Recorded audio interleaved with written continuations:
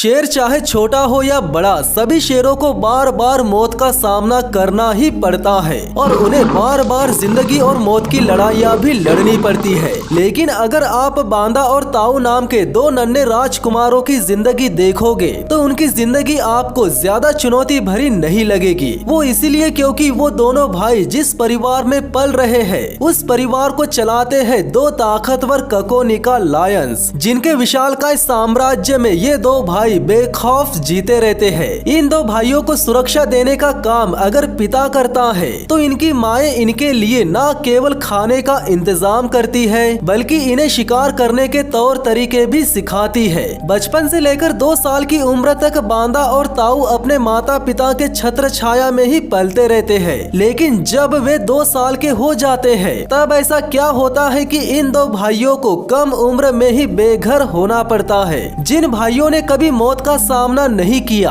क्या उन भाइयों को बार बार मौत का सामना करना पड़ता है? विशालकाय साम्राज्य में बेखौफ जीने वाले भाइयों को आज क्यों बंजारों वाली जिंदगी जीनी पड़ती है? आज की इस वीडियो में देखना यही है कि बांदा और ताऊ को कौन कौन सी चुनौतियों का सामना करना पड़ता है और देखेंगे कि वे दोनों जिंदा बच पाते हैं या नहीं। अगर आपने अभी तक फैक्ट लिमिटेड चैनल को सब्सक्राइब नहीं किया है तो चैनल को सब्सक्राइब कर लीजिए, साथ ही साथ बेल आइकन को भी दबा दीजिए ताकि इसी तरह की इंटरेस्टिंग वीडियोस की नोटिफिकेशन आप लोगों तक सबसे पहले पहुंच सके। नमस्कार दोस्तों, मेरा नाम है विकी पाटिल और स्वागत है आपका फैक्ट लिमिटेड चैनल पर। ओकावांगो डेल्टा में जंगली भैंसों की कमी नहीं है जो कि शेरों का मनपसंद शिकार है, लेकिन इन चलते फिरते टैंकों का शिकार करना बिल्कुल भी आसान नहीं है। बांदा और ताऊ की उम्र अभी केवल 10 महीनों की है जो कि इस वक्त अपनी माँ और मौसियों के साथ शिकार पर निकले हुए हैं। शिकार करने की कला को सीखने के लिए दोनों भाई काफी ज्यादा एक्साइटेड लग रहे हैं। जिस तरह शेरों का झुंड इन भैंसों को मारने के लिए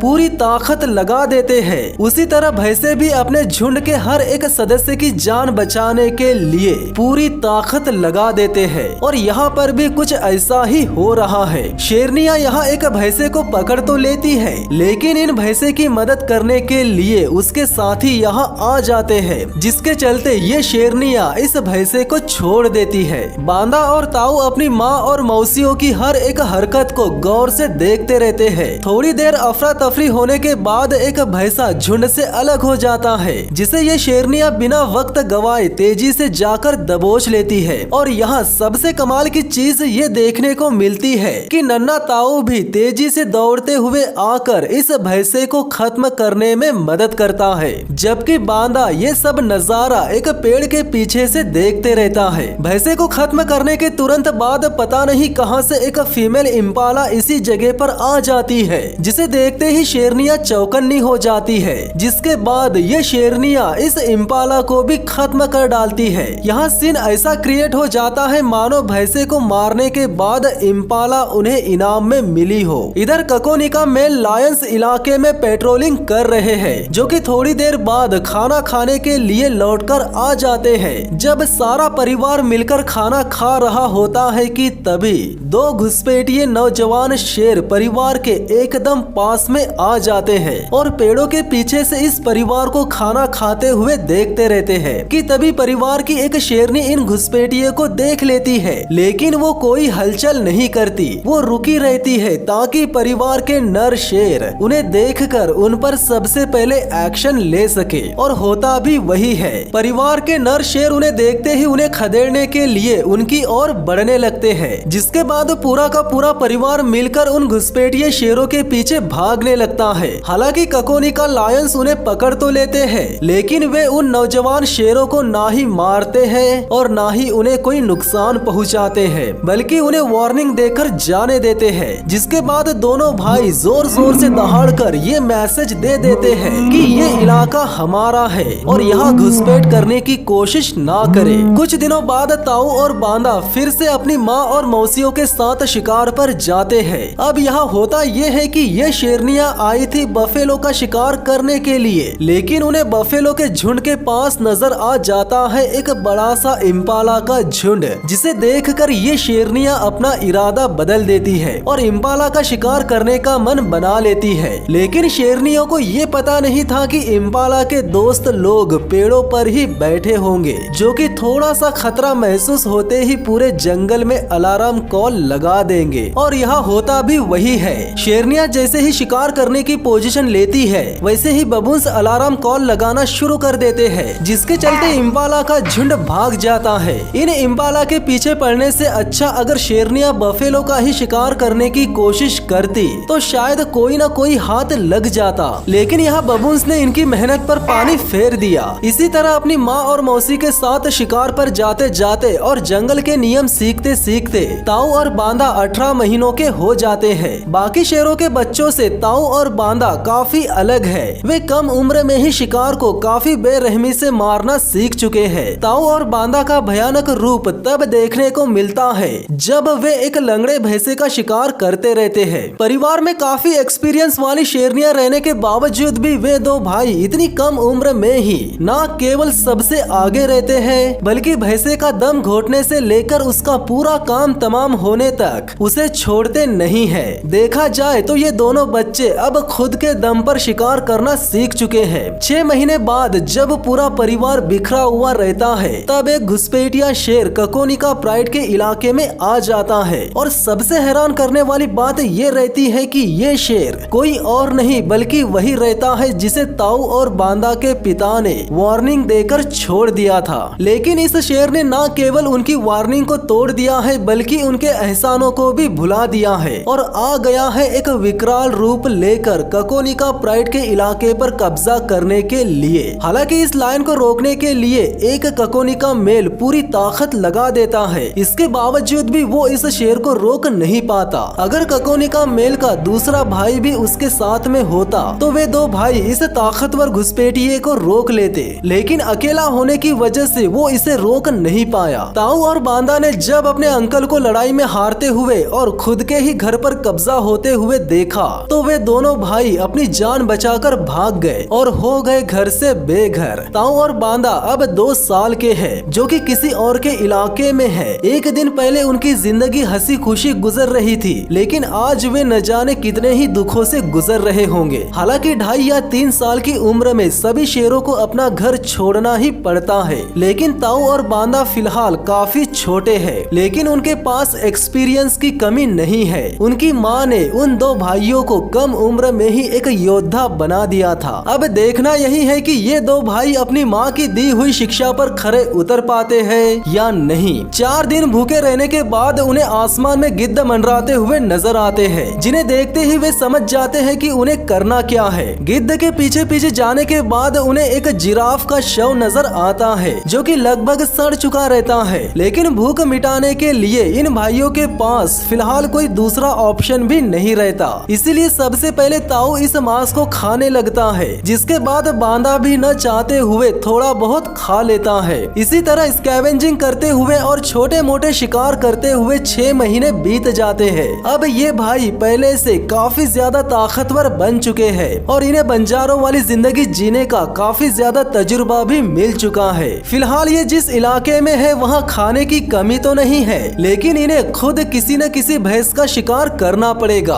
और ये दो भाई ठीक ऐसा ही करने की कोशिश करते हैं। यानी दोनों भाई भैंस के एक बच्चे का शिकार करने की कोशिश करते रहते हैं, लेकिन इस फीमेल भैंस को खतरे का आभास होते ही ये अपने बच्चे को लेकर तेजी से अपने झुंड में घुस जाती है। इधर ये दोनों भाई भैंस का पीछा करने के चक्कर में एक ताकतवर शेर के इलाके में आ जाते हैं, जिन्हें आते ही इलाके के राजा की दहाड़ भी सुनाई देती है। इस दहाड़ को सुनकर इन दोनों भाइयों को भाग जाना चाहिए था, लेकिन ताऊ ऐसा नहीं करता। हालांकि बांदा दहाड़ सुनकर रुक जाता है, लेकिन ताऊ उसी दिशा की ओर बढ़ते रहता है जिस दिशा से दहाड़ने की आवाजें आती रहती है। उम्र कम होने की वजह से इन दोनों भाइयों के गले पर काले अयाल नहीं आए हैं, लेकिन इनका शरीर काफी तगड़ा और भारी भरकम हो चुका है। इसीलिए ताऊ जानता है कि सामने चाहे कितना ही ताकतवर शेर क्यों न हो, वो ताऊ को जान से मार नहीं सकता। ताऊ जब बेखौफ इलाके के राजा के पास चला जाता है, तब एक पल के लिए इलाके का राजा भी ताऊ को देखकर हैरान हो जाता है, क्योंकि ताऊ उसके इलाके पर कब्जा करने के मकसद से नहीं आया था, वो तो इलाके के राजा से लड़ने आया था। ताऊ के तेवर देखकर और जानबूझकर इलाके के राजा पर धाक जमाने की कोशिश को देखकर यही लग लग रहा था कि ताऊ यहाँ ताकत आजमाने आया था। इलाके का राजा अपना इलाका बचाने के लिए तो लड़ेगा ही और इस नौजवान ताऊ को सबक सिखाकर भगाएगा भी।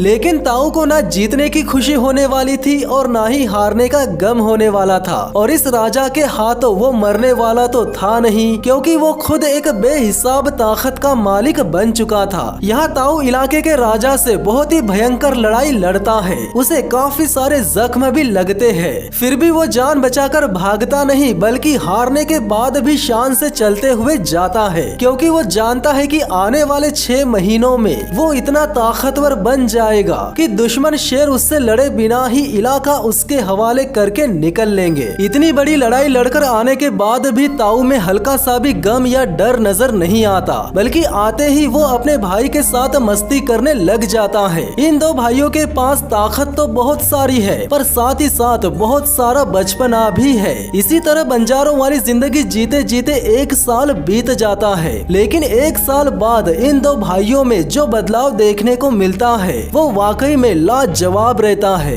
दोनों भाई पूरी तरह से मैच्योर नजर आते हैं। उनके गले के अयाल अब घने और काले हो चुके हैं। चलने के अंदाज में भी शाहीपन झलकने लगा है। थोड़ी दूर साथ साथ चलने के बाद दोनों भाई अलग हो जाते हैं। इनका अभी भी अपना कोई इलाका नहीं है, लेकिन अब उन्होंने पार्टनर की तलाश शुरू कर दी है। एक तरफ बांदा कुछ शेरनियों से उनका खाना छीन लेता है और इधर ताऊ को एक पार्टनर मिल जाती है जो कि ताऊ को बिना संकोच के अपना लेती है। जिसके बाद ताऊ काफी समय तक उसके पीछे पीछे जाते रहता है और जब वो मीटिंग करने वाले होते हैं कि तभी उस फीमेल लायनेस का रियल साथी दहाड़ते हुए इनके करीब आने लगता है, जिसे देखकर ताऊ फीमेल के रियल साथी से उलझे बिना ही अपने भाई के पास जाने के लिए निकल जाता है। पर बदकिस्मती से ताऊ को बांदा नजर ही नहीं आता। वो कई घंटों तक दहाड़ते रहता है, उसे ढूंढते रहता है, साथ ही साथ यूरिन से मार्क भी करते रहता है ताकि यूरिन की गंध से उसका भाई उसके पास आ सके। लेकिन नहीं, उसके भाई का कोई अता पता ही नहीं रहता। आखिरकार ताऊ थक कर बैठ जाता है, इसके बावजूद भी वो दहाड़ते ही रहता है। फिर कुछ देर बाद फाइनली ताऊ की मेहनत रंग लाती है, यानी अपने भाई की पुकार सुनकर बांदा लौट आता है। बंजारों वाली जिंदगी जीते जीते 1 साल बीत जाता है। अब ये दोनों एक परफेक्ट लायन बन चुके हैं और अब वक्त भी आ चुका है खुद का इलाका बनाने का। इलाके की तलाश में निकले इन भाइयों को रास्ते में एक शेरनी की सेंट मिलती है, जिसका पीछा करते करते ये दोनों भाई शेरनी के पास पहुंच जाते हैं। जिसके बाद ताऊ शेरनी का दिल जीतने की कोशिश करते रहता है कि तभी उस शेरनी का असली हकदार यहाँ पहुँच जाता है, यानी इस शेरनी का पार्टनर यहाँ आ जाता है। इसके पहले तक ताऊ और बांदा छोटे थे, इसलिए वे इलाके और शेरनियों में ज्यादा दिलचस्पी नहीं रखते थे। लेकिन अब उनके टेस्टोस्टेरोन उफान पर है, यानी अब वे पार्टनर और इलाका हासिल करने के लिए कितनी भी भयानक लड़ाई लड़ सकते हैं। और यहाँ होता भी वही है। ताऊ बिना सोचे समझे इस शेरनी के पार्टनर पर हमला कर देता है। इधर से बांदा भी आकर इस झगड़े में कूद जाता है, जिसके बाद शेरनी का पार्टनर समझ जाता है